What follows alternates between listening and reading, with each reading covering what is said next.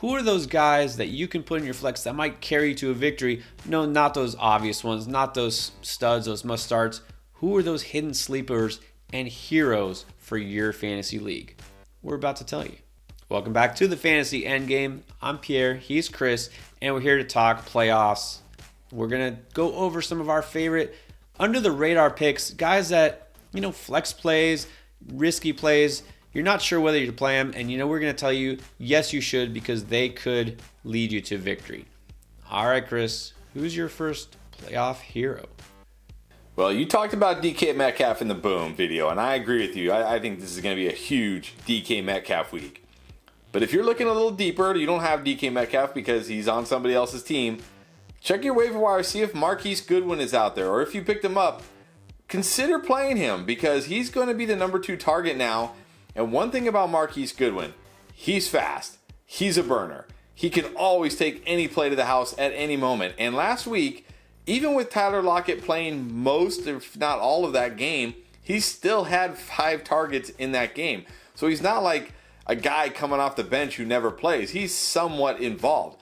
Now you got to think that target share is going to go up because he's going to have to slot in as the number 2 wide receiver. And they're playing the Chiefs.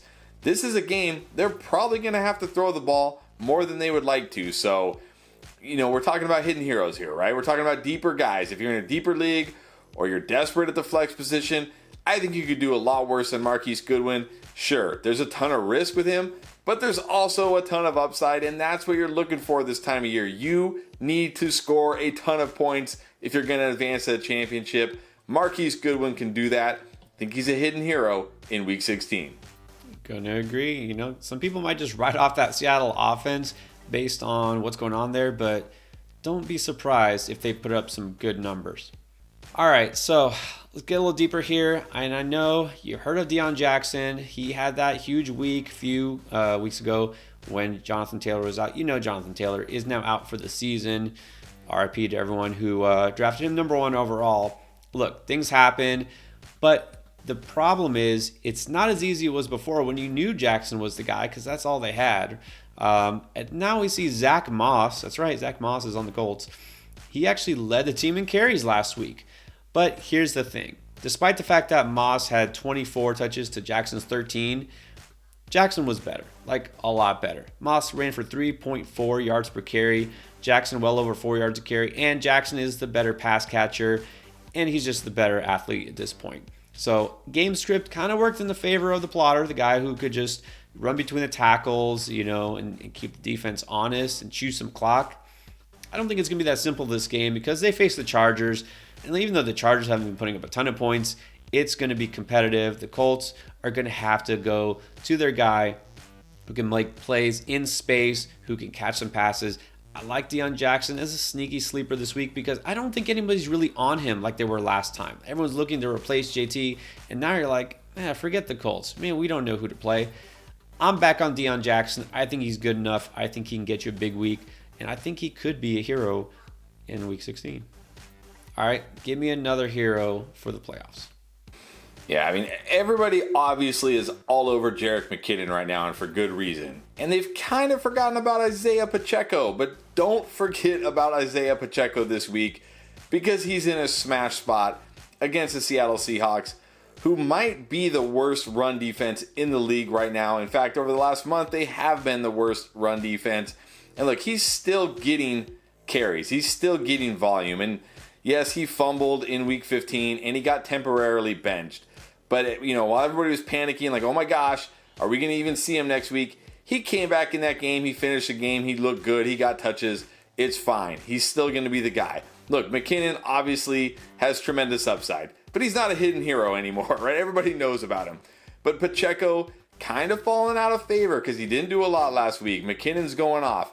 But any guy getting 15-plus carries against the Seattle defense has tremendous upside. And Pacheco, he looked great last week when he was getting the ball. Ripping off, 5+ yards every time he touched the ball, it seemed like. So it wasn't for a lack of, ability or a lack of production. It's just McKinnon stole his thunder. And look, maybe McKinnon steals his thunder again, but I think there's enough here for both of these guys.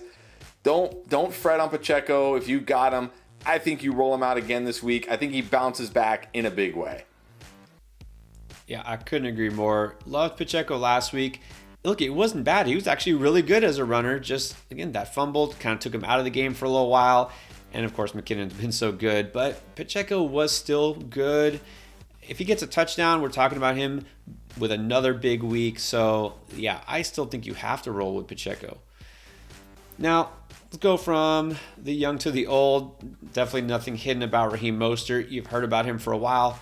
But he's a guy you just never know. Can you trust him? I mean, is he startable? And even despite what he did last week, if Jeff Wilson comes back, well, what do we do? Who's going to lead the backfield? Even if Wilson plays, I'm going to say go with Mostert because we had seen some signs even before the injury that Mostert was kind of taking back ownership of that backfield. Now, you probably saw against Buffalo, Raheem Mostert was incredible. 136 yards on the ground, another 20 yards on the air, and he's a guy who has done this before, okay? That was actually his third best rushing game of his career. You know, of course, best game of his career was, y'all remember this, especially if you're a Niners fan or if you're a Packers fan. It was that game in 2020, that playoff game where he ran for 220 and basically eliminated the Packers single-handedly. Well, guess who he faces this week? It's the Packers. And look, it's not the same Packers team exactly, but the Packers are still one of the worst run defenses in the league this year.